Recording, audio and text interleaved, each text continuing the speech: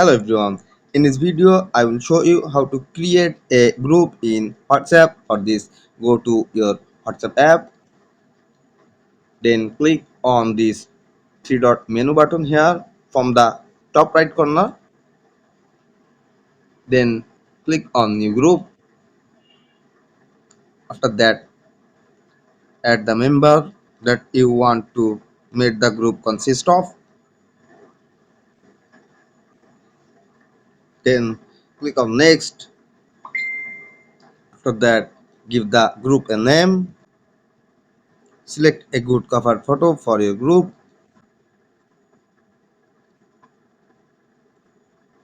and as you can see, there is some settings, deep disappearing messages.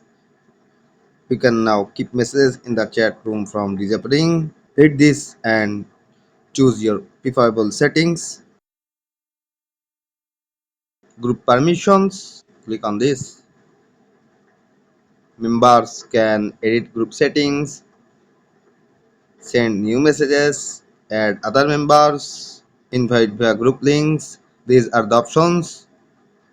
Admin can approve new members. So here are the options. Choose and select what you want to do it with your group.